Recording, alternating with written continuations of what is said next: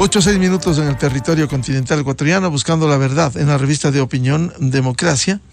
Queremos dar la bienvenida a nuestros siguientes invitados en estudios: el director ejecutivo de la Cámara de Comercio de Quito, Juan Rivadeneira, y por Zoom los invitados, el doctor Patricio Gijón, jurista, ex autoridad política, y el licenciado Lolo Echeverría, un reconocido comunicador. Les ponemos en escena un tema que no debiera ser analizado desde el punto de vista estricto de la necesidad de que este país necesita desarrollo, producción, productividad, pero ha habido una suerte de incertidumbre frente a pronunciamientos de diversos sectores respecto de movilizaciones, de paralizaciones. Bueno, rectifico, movilizaciones. Paralizaciones no ha sido la palabra que han utilizado, pero estos hechos de alguna manera crispan y preocupan a quienes llevan su pan al hogar, quienes trabajan, y no solo al ciudadano de la calle, como se dice, sino al pequeño, mediano y gran empresario, productor, a quien quisiera seguir trabajando y pensando en el desarrollo, la producción, la productividad. Estos informes políticos que no contribuyen más allá del derecho que les asiste a la clase política, a los asambleístas, pero ¿cuánto contribuye el presentar un informe que ni siquiera tiene sustento? Da vergüenza, lo digo personalmente, escuchar a juristas, no el simple asambleísta, juristas argumentar el pretendido juicio político al presidente, que por cierto hay que decirlo, con todos los errores que ha cometido. Aquí hay que pensar más allá de un gobierno con muchos errores, pero hay que pensar más allá de eso en la defensa de la institucionalidad, en la defensa de la certidumbre, la seguridad jurídica. No es posible que un país como el nuestro pasan estos hechos y sube el riesgo país. Muchos no tienen por qué entender el riesgo país, pero eso marca una imagen y un derrotero económico de una nación. La gran diferencia: Perú, con una sólida institucionalidad, ha habido más de 70 muertos, continúan las manifestaciones contra la presidenta encargada, Dina Boluarte, y en defensa del presidente destituido que quiso dar un golpe de Estado, pero allí no ha subido el riesgo país en las condiciones del Ecuador. ¿Por qué? Porque hay un Banco Central independiente, hay una sólida economía que sigue funcionando. ¿Cómo lograr que estos hechos, estas amenazas, estas dudas se disipen y que el Ecuador siga pensando en lo que quiere, en la estabilidad, la libre movilidad, el trabajo, la producción? Empezamos con Juan Rivadeneira. ¿Cómo ve desde la Cámara de Comercio de Quito? Muy buen día. Muchísimas gracias, Miguel, por la invitación. Un saludo a Lolo, a Patricio, quienes se han sumado a este panel, y a todos quienes siguen la señal de Radio Democracia en esta mañana. Bien, el problema de este tipo de anuncios es, quizás si lo ponemos de una manera sencilla, en 3 tiempos. El primero es antes de que se produzca cualquier tipo de acto, porque genera incertidumbre, genera zozobra, genera preocupación. Y esto no solo hay que pensar en las grandes empresas, sino también en las medianas y en las pequeñas. Nosotros en la Cámara de Comercio de Quito todas las semanas visitamos a una cantidad importante de socios. Muchos de ellos pequeños y medianos, a los grandes también, pero pequeños y medianos, y nos cuentan su preocupación de lo que puede ocurrir solamente con los anuncios, solamente con este ambiente tan complejo, tan gris, porque ni siquiera es oscuro o claro, es gris, es un momento de incertidumbre en que pocos saben qué puede pasar, y pues las teorías comienzan a surgir y mucha gente se preocupa sobre cuál va a ser el destino de su propio negocio, y en especial los pequeños comerciantes, ¿sí? La comunidad empresarial en general se preocupa de qué va a pasar en el propio mes de marzo, y eso nos impide pensar en qué sucede en el mismo año. Así que a largo plazo es difícil de advertir. El segundo tiempo es cuando ocurren los hechos, que en cuanto a magnitud, uno solo sabe cómo comienza ese tipo de hechos, no cómo termina. Mire lo que pasó en junio. En junio tuvimos 18 días. Cabe dar cuenta que días antes de que comience la movilización ya existió un ambiente complejo en el cual mucha gente estaba preocupada de lo que iba a ocurrir. La toma de Quito, todo lo que ocurrió después, el problema de movilización, el ministro de Gobierno lo retrató claramente. Y uno nunca sabe cuánto tiempo va a tomar y hasta dónde va a calar el daño. Fueron más de $1.000 millones los que fueron los costos, ¿sí?, que ocurrieron en ese momento. Pero no dejemos de pensar lo que pasa luego de un hecho como estos. Entonces hay un antes, hay un durante y hay un después. Y en el después, hoy todavía hay muchas empresas que no logran recuperarse de lo que pasó en junio. Y no me refiero necesariamente a todas las grandes, me refiero a pequeños y medianos, ¿sí? Me refiero a los comerciantes del centro histórico, me refiero a los comerciantes donde usualmente se apuestan pues las movilizaciones que tienen que cerrar. Y dicho sea de paso, no solamente son pues las movilizaciones que puedan ocurrir lo que les preocupa. Hoy, sin movilizaciones les preocupa la inseguridad. Y por la inseguridad tienen que nos dicen a nosotros, mira, yo a las 4 de la tarde, 4:30 de la tarde, yo no puedo tener mi negocio abierto, mi tienda abierta, mi panadería abierta, mi mecánica abierta, porque me preocupa que la zona se vuelve muy compleja y pueden pues atacarme a mí, atacar a mi familia, atacar a mi gente o robarme mi mercadería. Entonces ya hay una situación compleja hoy. Una movilización o este tipo de anuncios lo que hace es hacer un escenario mucho más complejo. Entonces, Miguel, quizá en esta intervención dejar claro que hay un antes, y es este momento de incertidumbre en que se demoran decisiones, en que la gente dice, mira, hablemos el próximo mes a ver si podemos hacer algo dependiendo lo que suceda en marzo, esperemos a que pase el primer semestre, y así el país pierde tiempo valioso porque los problemas son enormes. Cuando tenemos el 25% de ecuatorianos en situación de pobreza y más del 8% en pobreza extrema, no podemos permitirnos pensar en que esto puede suceder nuevamente y afectar más a los pobres y a la gente que algo ha caminado, que puedan caer en situación de pobreza. Por tanto, el criterio del pequeño, del mediano comerciante no quiere más alteración del orden público, sino un trabajo seguro.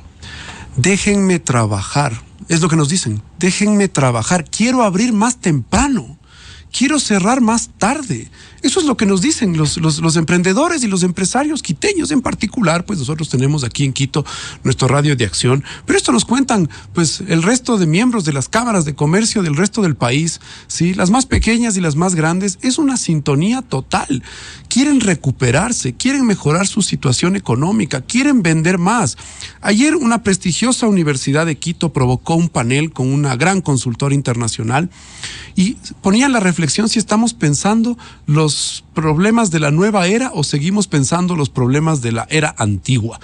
Invitarnos a pensar en inteligencia artificial, en negocios internacionales, en exportaciones. Y uno solamente se lamenta cuando estamos viendo aquí si todavía podemos mantener un gobierno que en paz pueda trabajar. No puede ser posible porque la democracia importa, la institucionalidad importa, el desarrollo del empleo importa. Entonces creo que hay un ambiente incluso, Miguel y amigos, en que muchos ecuatorianos coinciden en muchos temas. Al parecer, la política que se encuentra tan compleja tiende a hacernos pensar que eso pasa en todo el país y eso no es correcto. Hay muchos ecuatorianos que sí están esperando una suerte de acuerdo, un acuerdo que les permita crecer, que les permita desarrollarse, que les permita estudiar, que les permita viajar, que les permita vivir mejor. Y lo rechazan. Tranquilidad y certeza. Tranquilidad para que su familia pueda vivir en paz, para que sus hijos puedan ir al parque. Mañana es un día muy importante, como bien decía el ministro de Gobierno anteriormente, una conmemoración de una lucha muy importante por los derechos de las mujeres, por su participación activa en la vida pública del país, en la democracia. ¿Sí? También tenemos que recordar muchas mujeres hoy, emprendedoras, que tienen su propio negocio. Ya existe una cantidad importante de mujeres que ya tienen negocios por más de 3 años, emprendimientos pequeños, ya camino a consolidación. Ellos y ellas son todos los que van a perder si es que esto llegara a ocurrir. Bienvenido al doctor Patricio Gijón, jurista, ex legislador. ¿Cómo dar certidumbre en lugar de incertidumbre? Como, por ejemplo, enviar este mensaje la Asamblea Nacional con ese informe que recomienda el enjuiciamiento político que hasta el día de hoy no se ha concretado del presidente de la República. Muy buen día, doctor Gijón. Buen día, Miguel. Buenos días, amigos.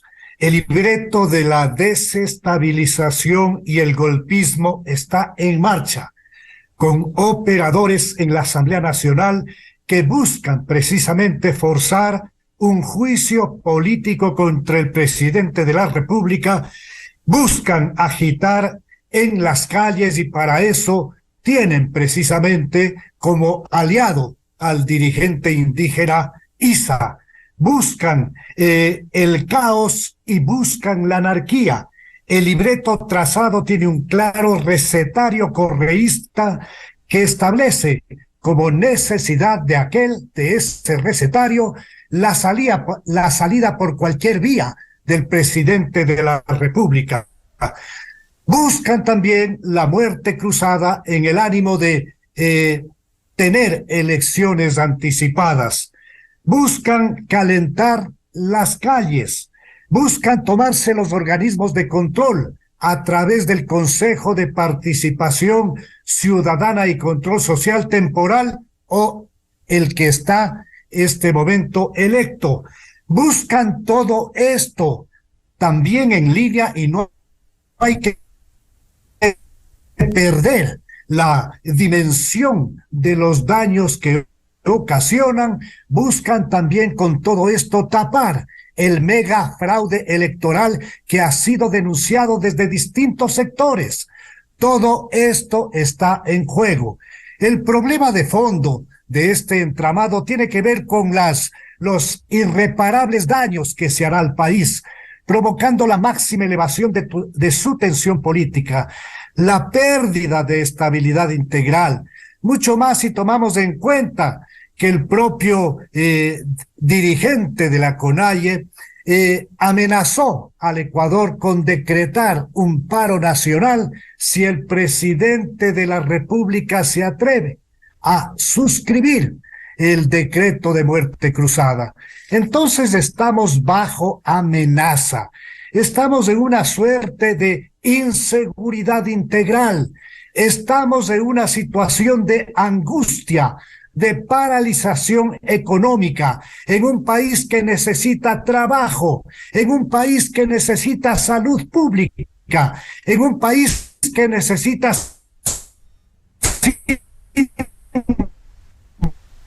duda, rectificacionalidad de su clase política, racionalidad de su clase dirigente, racionalidad de sus élites, porque el único camino viable que le permitirá al Ecuador tener una esperanza de futuro es precisamente encontrar un gran acuerdo nacional con 3, 4, 5 puntos que nos unan y que nos saquen de este hoyo negro.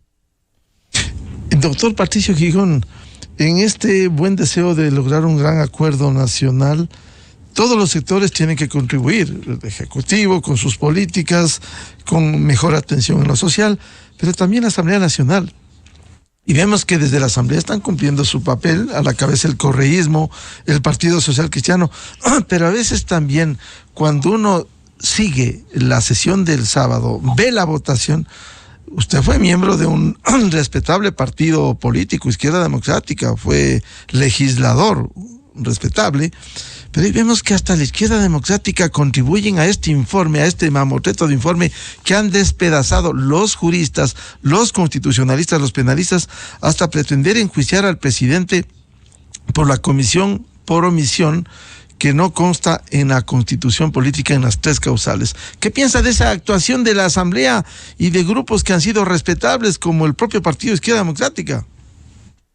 Lamentablemente el país vive dentro de un espacio donde está primando el interés de la politiquería, el interés de una asamblea que hace mucho rato perdió credibilidad. Perdió todo tipo de respeto público, una asamblea que está precisamente trazando la cancha del caos y la desestabilización, que son perfectamente conocidas por el ecuatoriano. Una asamblea que ha hecho de la histeria, el bullicio y el griterío su herramienta preferida. Una asamblea conformada por un conjunto de mediocres ecuatorianos, por supuesto que habrá que hacer alguna que otra excepción para que se confirme de manera perfecta la regla, una asamblea de una mediocridad total, que no entiende nada que no sea su interés político, que lejos de su agenda está el interés nacional. Una asamblea que no puede ni siquiera tener la capacidad de leer adecuadamente lo que determina el artículo 129 de la Constitución de la República del Ecuador, que establece de manera clara que el enjuiciamiento político al presidente de la República únicamente puede darse por 3 casos que están debidamente especificados, debidamente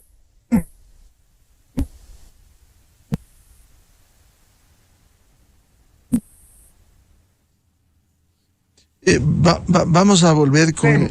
Sí,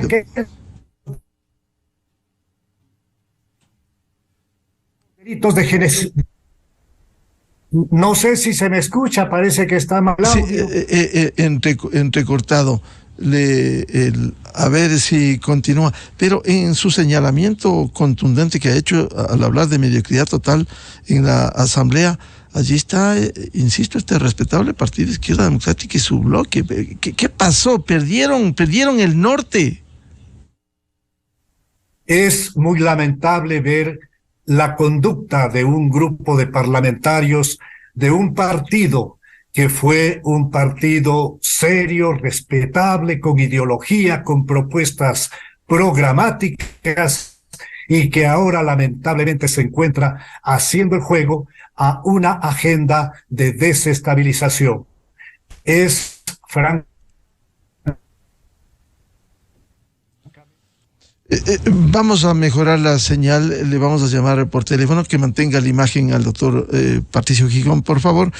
Doy paso a Lolo Echeverría, bienvenido. ¿Cómo ve este momento que estamos viviendo y cómo dar certezas más allá de incertidumbre, que es la que preocupa cuando la gran mayoría de ecuatorianos quiere trabajo, producción, productividad? Lolo, buen día.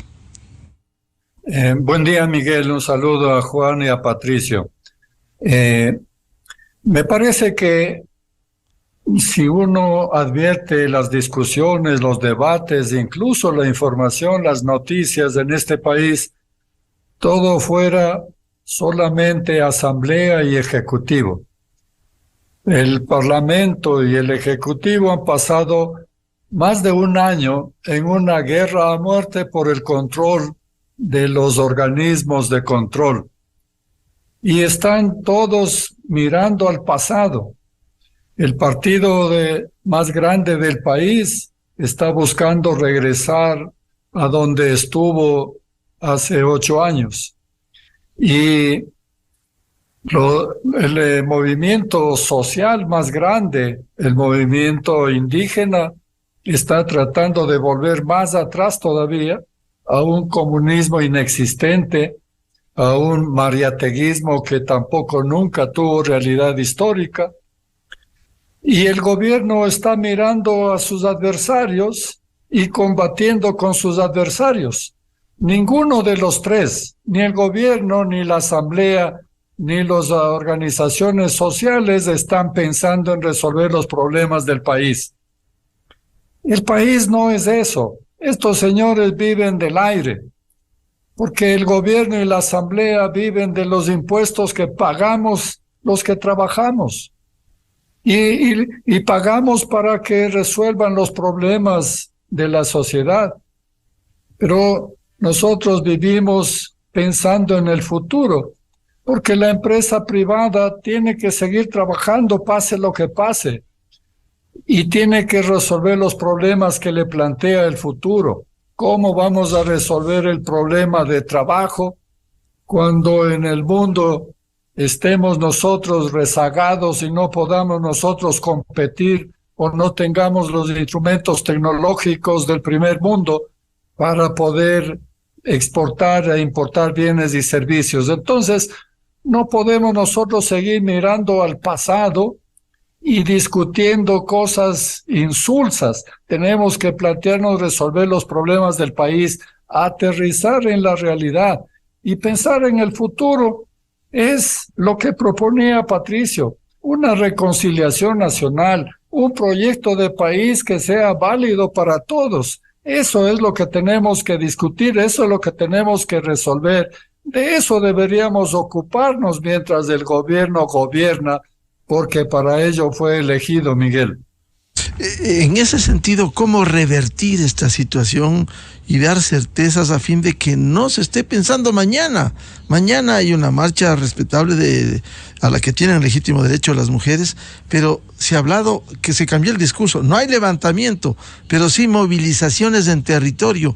Pero eso pudiera afectar a la producción, a los propios campesinos indígenas que sacan el frejo, la arveja, la papa, lo que sea. ¿Eso no genera esta suerte de incertidumbre? Bueno, por supuesto, pero tenemos que volver nosotros a lo que siempre ha sido la política, la capacidad de acuerdos, la capacidad de diálogo, la capacidad de negociación. Sabemos lo que quiere el correísmo, pero ¿y qué queremos nosotros? ¿Qué queremos del resto de ecuatorianos? Si ellos quieren obtener algo de lo que piden, entonces que paguen el precio. El precio le tenemos que poner nosotros, el resto de ecuatorianos, y ese precio es hacer una política civilizada, hacer una política que que dé las posibilidades de trabajar, de crecer, de producir, porque de eso vivimos. Y de eso vive también el gobierno, porque pagamos impuestos. De manera que tenemos que volver a la realidad. Y la realidad nos impone también advertir o preguntar, averiguar qué quieren los que no están de acuerdo con nosotros para ver en qué nos podemos poner de acuerdo. Tenemos que tener la mente abierta para aceptar al otro y no cada uno encerrarse con estos mecanismos de chantaje político. ¿Cómo puede el señor Issa chantajear al país entero, condicionándole en el caso de que no sea destituido el presidente de la República? O sea, hemos llegado ya al extremo absurdo, Miguel. Sí, efectivamente, que un dirigente indígena le advierta al presidente de la República, más allá del presidente de turno que esté, cuidado, aplica la Constitución, cuidado, aplica la muerte cruzada. Esa es la advertencia inadmisible en el Ecuador. Pero quiero volver con Juan Rivadeneira. ¿Cómo lograr esto que invocaba Lolo Echeverría? Acuerdos, diálogo, que permita realmente facilitar y continuar, dar certezas, certidumbres, seguridades en un desarrollo económico. Bien, es un arte nada fácil, porque este país nos hemos encontrado en embudos muy complejos para resolver problemas, y creo que se explican por una serie de motivos, hasta históricos y de paso culturales. Pero dicho eso, creo que la gran mayoría, y lo digo con certeza, la gran mayoría pues está viendo los problemas de la mayor parte de ecuatorianos. Hay un problema con el tema de la seguridad, hay un problema con el tema del empleo, la formalidad. Cada vez que vemos los números de empleo, Miguel y amigos, estamos atrapados en la trampa del 30%, 32, 33, 34% de las personas que tienen un contrato, que reciben una quincena, que reciben un pago a fin de mes, que están afiliados a la Seguridad Social. Pero eso ha sido por años. Es decir, la formalidad que ha subido algo en algún momento, pero no llega a todos los ecuatorianos. La gran mayoría se encuentra en una situación de informalidad, en la cual su vida es muy difícil de predecir. Es muy complejo predecir para una persona si va a llegar o no a fin de mes. Y esos son los temas que deberían preocuparnos. Me parece que cuando, bien señalaban antes, uno abre un periódico, enciende un canal de televisión, encuentra esta enfrascada pelea, sí, por espacios de poder, y me parece que no estamos regresando a ver a los reales problemas de la gran mayoría. Usted, Miguel, decía una cosa que es muy cierta. ¿Será que un agricultor pequeño que se encuentra en la Sierra Centro estará contento con que no puede sacar sus productos como no pudo hacerlo en junio?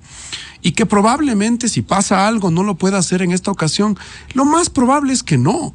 ¿Será que ese cultivo que está por cosecharse, sí, se va a arruinar si llega a pasar algo en las próximas próximas semanas o meses en el Ecuador, me parece que la respuesta es negativa. Es probable que muchos muchachos que están en la universidad, que están intentando terminar su carrera, sigan esperando hasta que en algún momento puedan reanudarse sus actividades y poder terminar sus estudios a fin de buscarse una oportunidad en la vida. Eso es incorrecto, eso no existe, la gente no quiere eso. Si vemos los números de las personas que en el neto, ayer presentaban una información interesante, los ecuatorianos que han salido del país, suman casi 200,000 ecuatorianos, la cifra que citaban el día de ayer un especialista, que el año pasado salieron del país y la mayoría están entre 18 y 35 años. Esa edad es la edad pues productiva más fuerte, por decirlo de alguna forma, esa cantidad de ecuatorianos que hoy han tenido pues la posibilidad de tener quizá un estudio universitario, un estudio técnico, que quizás sus padres o sus abuelos no lo tuvieron y que hoy tienen una oportunidad, no encuentran en el Ecuador una oportunidad. ¿Y qué hacen? Buscar otro destino. Y eso creo que también se refleja con el ingreso significativo de remesas que recibe el país, precisamente porque hay muchos ecuatorianos que han salido afuera a trabajar y buscarse un espacio. Entonces me parece que la gran convocatoria pasa por, primero, generar este debate público de dónde están los temas importantes y casi que obligarles a los políticos a ir hacia allá, a esos temas en que los ciudadanos pues les preocupa el día a día y no los espacios de poder. Me da la impresión que muchos ecuatorianos ya se cansaron de esa discusión de quién se lleva tal espacio, tal consejo, tal superintendencia. Hoy lo que quieren es que sí, pues, que la asamblea legisle y fiscalice, que el gobierno gobierne, que el gobierno local administre, que ponga alumbrado público, que asegure las calles, que mejore la movilidad. Pero de ahí desean emprender y viene una gran cantidad de jóvenes en especial que hoy han accedido a educación superior, muchos de ellos, que desean encontrarse una oportunidad en la vida y que no están viendo condiciones en el país. Un poco parafraseando lo que Lolo decía. Y entonces, ¿quién se preocupa del país? Esto tenemos que hacerlo, pues todos los que estamos de alguna u otra forma preocupados en los espacios también de la sociedad civil, en los cuales intentamos empujar el mensaje también de lo importante y cómo cambia la vida de mucha gente cuando puede desarrollar un emprendimiento, cuando puede abrir un negocio, cuando puede consolidar una actividad económica. Eso le cambia la vida a esa persona y también a su familia. Juan, el país y el sector productivo no está siendo un escenario de lo que pudiera ser, felizmente es una posibilidad, ojalá remota, de una paralización que no se ha confirmado ahora, pero que es un fantasma que está allí.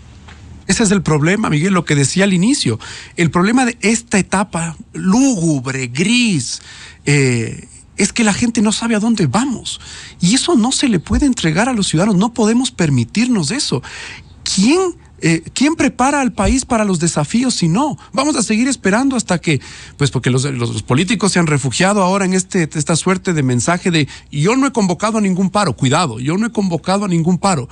Pero esta situación de zozobra. Bueno, aunque hay asambleístas que sí dicen, las calles dicen. De las calles.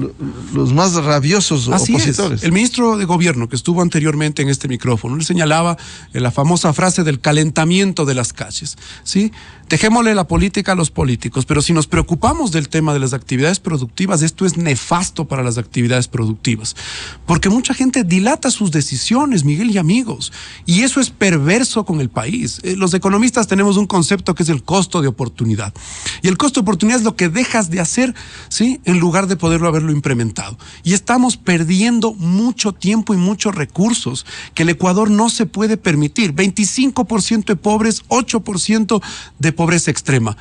¿Es correcto que los ecuatorianos, ese 32, casi 35%, pueda haberse inmiscuido en este problema y se le dilate la capacidad de poder desarrollarse y salir de su situación de pobreza? Eso no merece el país, y me parece que el papel de la sociedad civil, de todos quienes intentamos empujar a este país, es precisamente señalarlo, y de los políticos también de gestionar y ejecutar, porque no hay que caer, y ahí sí creo que hay que ser muy claro, hay que tener cuidado porque la política va a seguir existiendo.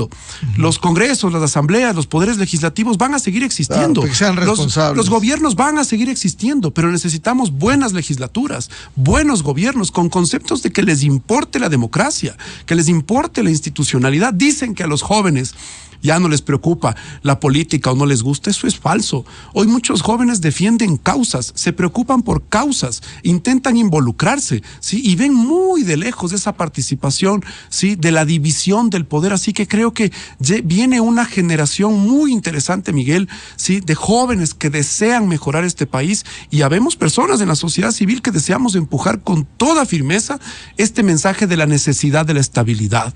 La estabilidad tiene que ser considerada casi que un término de interés público, de interés nacional, la estabilidad. Ayer un prestigioso economista decía, el país debe crecer por muchos años al 5%. Y yo le decía a él, oye, yo vengo escuchando eso por mucho tiempo.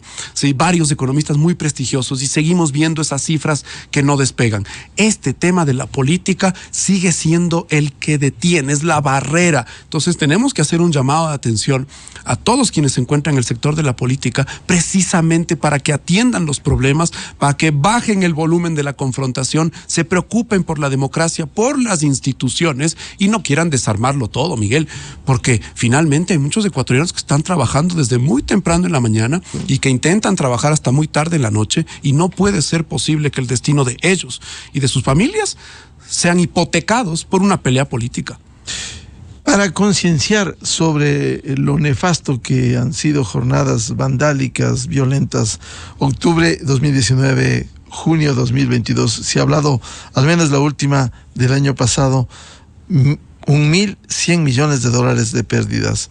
Para concienciar, ¿se habrán recuperado cuando ya están preocupados de posibles nuevas manifestaciones? ¿Se habrán recuperado por lo menos los que perdieron mucho en junio de 2022? La respuesta es no, Miguel. La respuesta es no, y es lamentable decirlo que no. ¿Por qué? Porque la venta que no se hizo ayer no se desarrolla hoy. Hablemos, miren, nosotros en la Cámara de Comercio conversamos mucho con muchos socios pequeños, peluquerías, talleres mecánicos, personas que se dedican a negocios que se llama pequeña empresa, mediana empresa, y también con los grandes, con el sector del retail, con otros. Mire, no es que cuando usted deja de vender el día lunes, el día martes simplemente vende el doble. Eso no sucede. La venta que no se hizo el lunes no se vuelve a recuperar. Y eso hay que ser muy claro. Fueron 20 días. Y fueron 20 días, sí, pero es que creo que y con el debido respeto, es un reduccionismo hablar de 20 días. Porque fueron días antes que ya preocuparon a muchos. ¿Sí? Que tenían que hacer, ¿qué hago? Tengo que sobreestoquearme, buscar una forma de solucionar. Y después de los 20 días, a recoger los escombros, ¿sí? Camiones que fueron vandalizados en el camino y en las rutas, que finalmente se desperdició un montón de mercadería. Hablemos de turismo. ¿Cuál es la señal al mundo para los turistas? ¿Sí? Eso quiere decir que después de 20 días, el día 21, van a venir todos los americanos, los alemanes, los franceses al Ecuador. Toma tiempo, toma mucho tiempo. Hemos hablado incluso con socios que están en la industria del turismo y que nos cuentan y nos dicen, oye, recuperar esa confianza. Recuerde usted, Miguel, y amigos también, los gobiernos suelen enviar estas suertes de alertas a sus propios ciudadanos cuando hay países que se encuentran convulsionados y les recomiendan no viajar. Eso es perverso para la actividad turística ecuatoriana, precisamente porque finalmente no tienen a los turistas que deberían haberlos tenido en ese momento. Se cancelan reservas.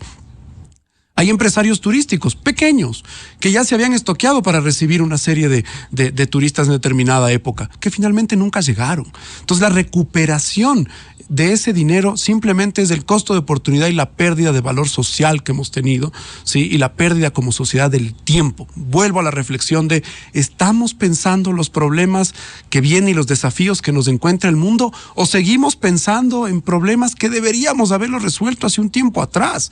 De mantener un gobierno, de sostener una institucionalidad, de que los poderes del Estado hagan su trabajo. Ese tipo de discusiones teníamos que haberlas resuelto, pero hoy nos abocamos a poner sobre la mesa esta discusión porque no podemos seguir perdiendo tiempo, y me parece, y esto sí lo digo con firmeza, que no se lo merecen 25% de personas que son pobres, 8% de personas que son pobres extremos en el Ecuador, y tampoco quienes quieren salir adelante, que han encontrado sobre la base del trabajo un espacio para construir riqueza y para dar trabajo a muchos más ecuatorianos. Doctor Patricio Gijón, ¿cómo dar certezas, cómo lograr acuerdos? ¿Por qué? Más allá del legítimo derecho que tiene una oposición que está reconocida democráticamente, pero no desestabilización. ¿Por qué no encontrar el diálogo como mecanismo de solución de conflictos y no mantener terquedades? Este país cambia si es que se ve el presidente o nada. Ese es parte del discurso que escuchamos en la Asamblea Nacional. ¿Por qué no llegar a acuerdos, rectificaciones del gobierno, atención a lo social, exigencias al Ejecutivo? Pero no, tiene que irse porque tiene que irse un gobernante. Doctor Gijón.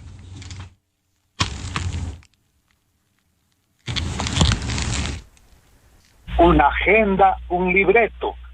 Al parecer, la narcopolítica tiene precisamente con esa cancha, con esa agenda, con ese libreto perfectamente establecido su camino. La pregunta es, ¿qué es lo que tenemos que hacer la gran mayoría de los ecuatorianos?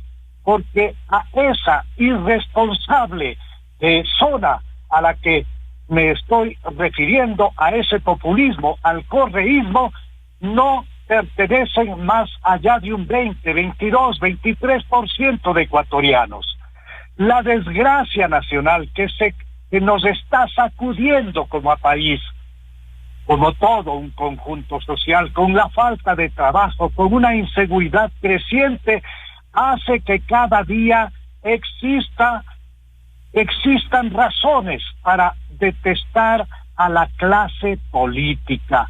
Pero lamentablemente esas razones se confunden finalmente a la hora de entregar un voto, y la dispersión electoral, eso de tener una serie de micropartiditos o microagrupaciones electorales, hace que se asegure el negocio de quienes tienen un 20, 22, 23% de electorado cautivo.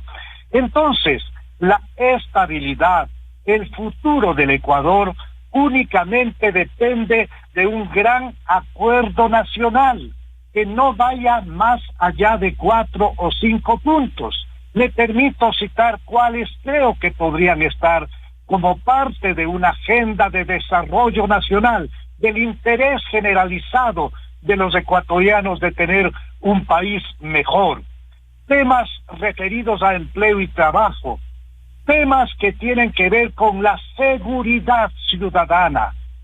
Todos hemos sido víctimas del avance de la delincuencia criminal, de la narcodelincuencia criminal, que ha dividido en zonas el Ecuador.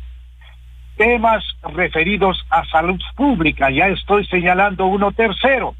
Temas que tienen que ver con la seguridad social, cuya sustentabilidad tiene que ser revisada con seriedad, con absoluto apego a aspectos de orden técnico, y temas, por supuesto, de raíz que hacen relación a la educación. Si el Ecuador no es capaz de construir una agenda colectiva, no tendremos ninguna posibilidad de orientar espacios de estabilidad. Pero aquí también es fundamental entender que el gobierno nacional debe hacer profundas rectificaciones. Aquí estamos frente a un gobierno errático, frente a un gobierno que hace mucho tiempo atrás, cuando estaba en la ola más alta de su popularidad, tras el manejo positivo de la campaña de vacunación, debía haber llamado a muerte cruzada para entender con esto un camino, abrir un camino de viabilidad y de reformas importantes en beneficio del país, y no lo hizo. El gobierno hace rato debía haber abierto sus compuertas para llevar adelante un gobierno de concertación nacional, convocando a los mejores hombres y mujeres para buscar precisamente trazar una agenda de desarrollo nacional, una agenda en la que exista precisamente este gran acuerdo nacional que me permito reiterar como único mecanismo de salida a la crisis. Entonces, la situación es compleja, la situación es delicada. En época ya de elecciones, El pueblo ecuatoriano lo que aprendió es ir a las urnas para decirle que está de acuerdo o no con un gobierno, ir a castigar en definitiva lo que considera que hay que castigar. Y si es que a eso añade la falta de seguridad electoral, la situación es francamente de desastre nacional, o cuando se configura una idea de que han triunfado determinadas agrupaciones, digamos el correísmo ha triunfado, y no nos damos cuenta que ellos no van más allá de un 22-23%, y que hay un gran segmento poblacional que está perfectamente dividido.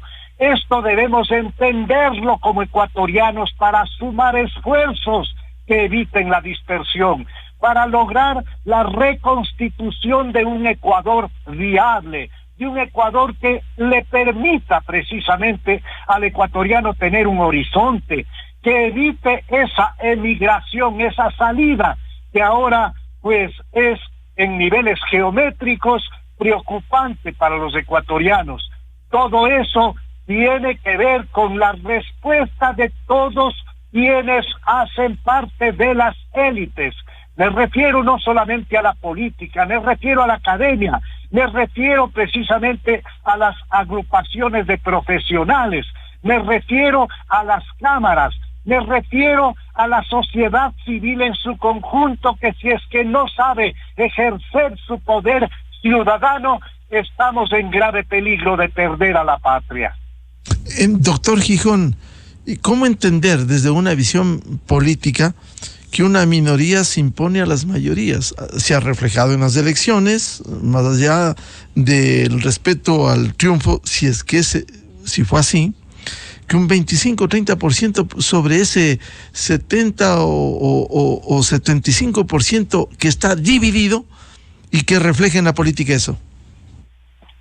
Todo esto fue construido a partir de la Asamblea Constituyente de Montecristi, que determinó una serie de acciones que pervirtieron un sistema democrático sano, que requiere de la presencia de partidos políticos con ideología, con planes de gobierno, en definitiva partidos con escuela de formación política. Sin partidos políticos tampoco se puede tener un resultado positivo en beneficio de un país. Pero esto fue definitivamente fracturado con la presencia y la posibilidad legal de admitir a agrupaciones locales o nacionales que fraccionaron todo el mapa de los partidos políticos y permitieron la multiplicación electoral. Entonces, con grupitos muy pequeños que se agolparon en todos los sectores del Ecuador, tenemos la presencia de candidatos por docenas. Esos candidatos que se presentan en las elecciones y que únicamente tienen una relación directa con intereses de minúsculos espacios de poder, pues esos candidatos lo que hacen es abonar, apoyar, apuntalar al proyecto populista, que sabe perfectamente cómo operar desde la base de tener al menos un 20% de electorado fiel, de electorado fuerte, y con eso, con esa dispersión, logran hacerse de la victoria, entre comillas, pues provocando una distorsión total en el sistema democrático. Solamente pongo un ejemplo. ¿Qué habría ocurrido si es que en Quito? ¿Qué habría pasado si es que se habrían unido los candidatos democráticos, candidatos como Páez, como Freile y la señora Coloma, otros más, y enfrentaban con vigor al candidato del populismo? Pues era evidente que había la posibilidad de que gane el candidato que representaba a los sectores democráticos, pero esto no se da debido precisamente a algo que tiene que ver con una malformación que viene recorriendo gran parte de la historia de la humanidad, y tiene que ver con la codicia, y la codicia también ya la enfoco desde el ámbito en el orden político electoral. Lolo Echeverría, si este país necesita trabajo, producción, productividad, ¿cómo se puede generar en condiciones de incertidumbre? ¿Cómo se puede obligar a quienes generan mayoritariamente fuentes de empleo si no hay certezas, si no hay políticas claras, si no hay reformas necesarias de lo que debieran preocuparse las instancias respectivas del Ejecutivo con su iniciativa legislativa y la aprobación en la Asamblea Nacional? Bueno, Miguel, en el corto plazo tenemos que hacer lo que podamos para pasar esta mala racha y pensar en el largo plazo, qué podemos hacer para resolver nuestros problemas. Y en el largo plazo tenemos que trabajar desde ahora en esa vía. Tenemos que resolver 3 grandes problemas. El problema de los partidos políticos, el problema de la comunicación, los medios de comunicación y la revalorización de la empresa privada. Los partidos políticos como están son imposibles, son negativos absolutamente, no van a resolver absolutamente nada. Hay que hacer unas cuantas reformas indispensables. Hay que exigir que los partidos políticos vuelvan a ser lo que fueron alguna vez. Por ejemplo, Izquierda Democrática, yo recuerdo, era un partido organizado, disciplinado. ¿Pero qué es un partido político? Es una organización que practica la democracia interna, que renueva a sus líderes, que elige a sus candidatos, a sus mejores cuadros para el gobierno, que prepara cuadros de gobierno, que prepara líderes, que estudia la realidad nacional. Todo eso es un partido político, entonces se puede exigir disciplina y se le puede exigir responsabilidad respecto de a quién nos propone como candidatos. El partido político tiene el monopolio para designar candidatos y si nos propone payasos, nos propone vanidosos, o nos propone narcotraficantes, ¿cómo vamos a salvar el país? Entonces, primero tenemos que salvar a los partidos para poder salvar al país. También pasa lo mismo con los medios de comunicación. Las redes sociales y la política han destruido los medios de comunicación que no tienen posibilidades para hacer investigación, para tener periodistas, apenas para sobrevivir.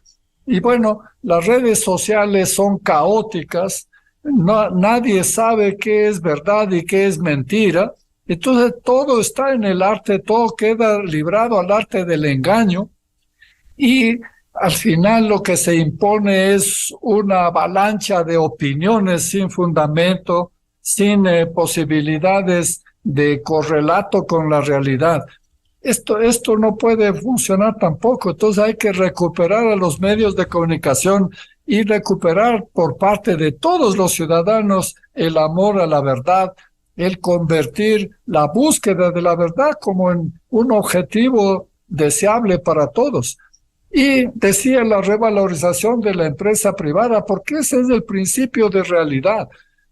La pandemia del COVID nos enseñó que la empresa privada, el trabajo, era lo único real. Los gobiernos en todo el mundo, no solo aquí, en todas partes, estuvieron felices con los ciudadanos encerrados en sus casas, como si pudiera permanecer así indefinidamente un país.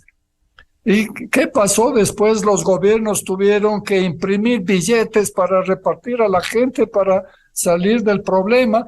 Y eso generó el problema de la inflación que vivimos ahora. Es decir, la empresa privada es la que genera el 80%, el 85% del trabajo.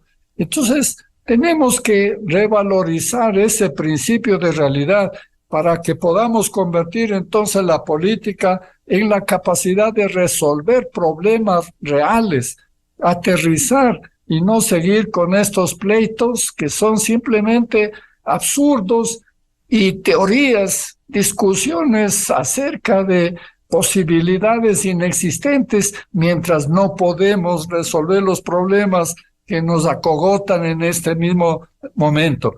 Manera que tenemos que empezar por resolver esos 3 problemas para poder nosotros en el futuro volver a tener un país. Porque mientras sigamos como estamos, la política se va deteriorando y eso deteriora todo. Por eso decía Borges que algún día mereceremos vivir sin gobierno. ¿Por qué? Porque las empresas, la gente que trabaja, que produce bienes y servicios, sobrevive no porque le ayude el gobierno, sino a pesar del gobierno. Entonces tenemos que volver a unir el país en torno a la solución de los problemas que tenemos para poder pensar en el futuro para nuestros hijos, para nuestros nietos, para que el país se convierta en un país capaz de competir con las grandes potencias que ya están en otro patín porque están en la inteligencia artificial de lo que nosotros no tenemos todavía ni noción. Y Juan Rivadeneira, ¿cómo unir al país sobre estas causas? ¿Cómo resolver los problemas? No es fácil, pero hay que intentarlo, hay que avanzar basándose en la búsqueda de la verdad y que permita dar certidumbre. ¿Qué les diría a los pequeños, medianos y grandes comerciantes, empresarios, para que defendamos esto que es la paz, la tranquilidad, el trabajo, la producción? Gracias, Miguel. Quizá el gran mensaje es: no paren, sigan con la valentía, sigan con la fuerza que han demostrado en todo este tiempo. Me parece que Lolo hablaba de la pandemia y creo que la pandemia también nos dejó ver la capacidad y la fuerza y la resolución de muchas personas para encontrarse un camino en la vida y una solución. Mucha gente perdió su empleo, Miguel, en pandemia, y hoy no lo ha recuperado. No está haciendo el mismo oficio, o no hace el trabajo que hacía cuando era antes de la pandemia. Inventó un emprendimiento y hoy está comenzando a crecer en ese emprendimiento. Es el caso de muchas personas en el país que la pandemia lo afectó. ¿Y en dónde se refugiaron?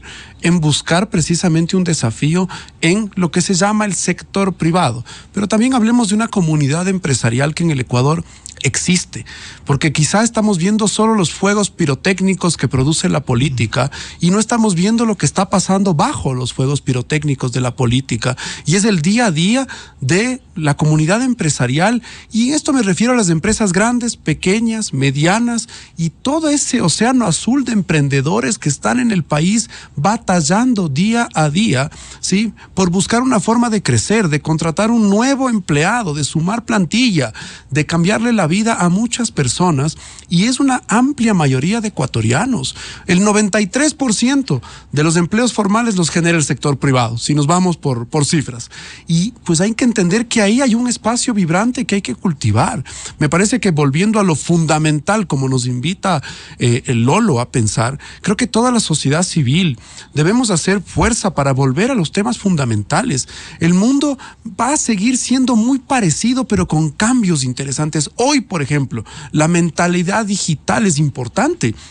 No podemos abstraernos de ello, pero ¿cuántos años más vamos a tener que esperar para resolver esos problemas que muchas naciones ya los resolvieron?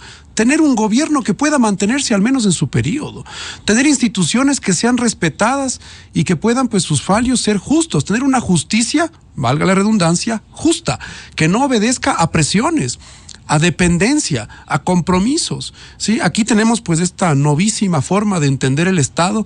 Yo no soy abogado, pero cuando tienes 5 poderes del Estado, ampliamos la cancha. Es decir, Montecristi también produjo una constitución que amplió la cancha de la función del Estado con 2 funciones más.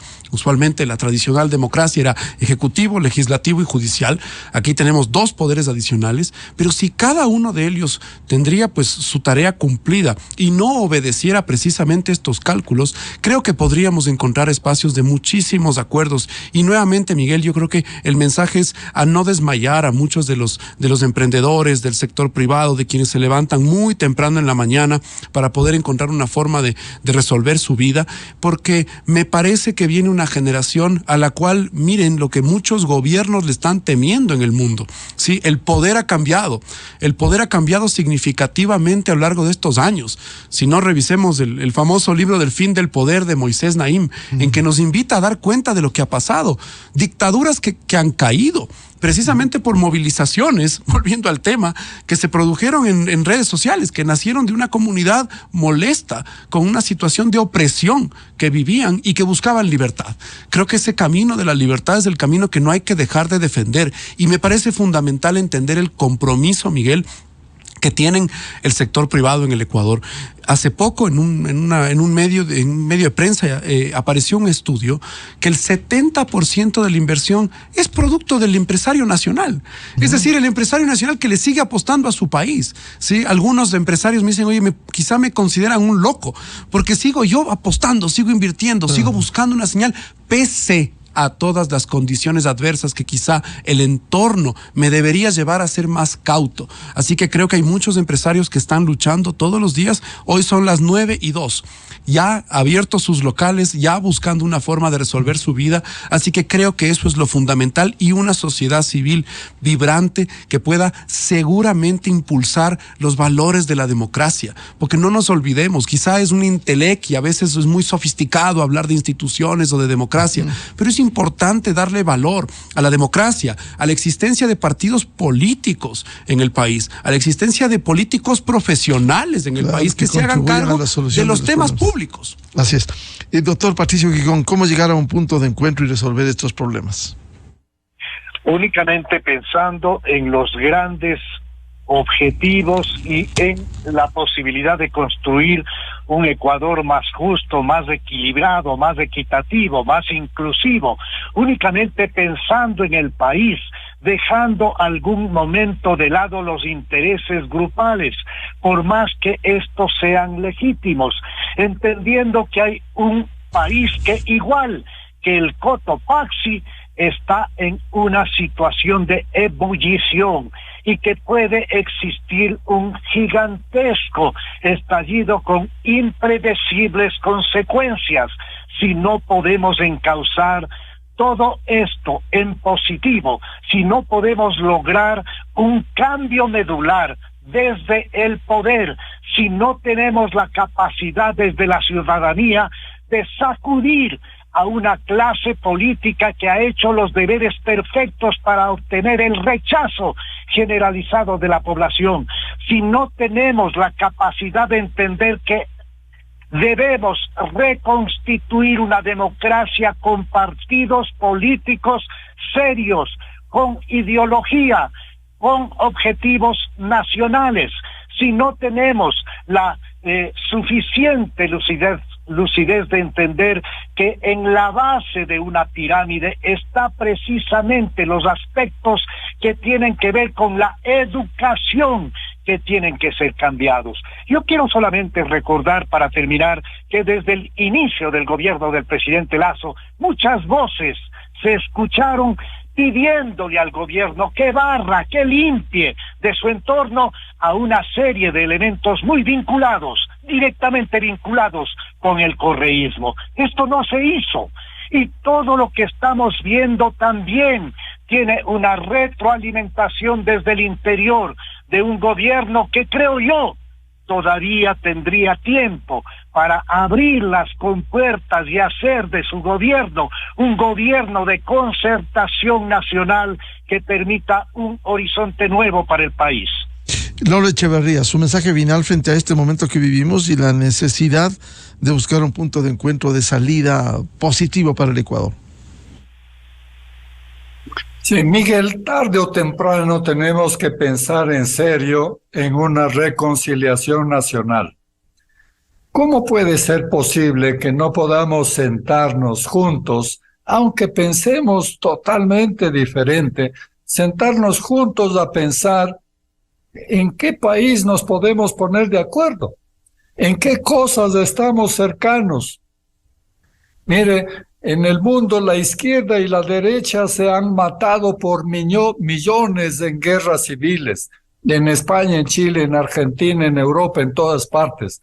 Todas las guerras también empiezan por guerras intestinas. Y tarde o temprano tienen que ponerse de acuerdo. Y la fórmula es diseñar un país viable para todos. Tenemos que hacer nosotros ese ejercicio antes de que empecemos a matarnos. Bien, muchas gracias por estas reflexiones democráticas al señor director ejecutivo de la Cámara de Comercio de Quito, Juan Rivadeneira, al jurista doctor Patricio Gijón, ex asambleísta, y el licenciado Lolo Echeverría, comunicador. Muy amables, y recibimos esas reflexiones que ojalá sean procesadas en el Ecuador. Muy buen día. Buen día, gracias. Buen día para todos, hasta luego. Muchas gracias.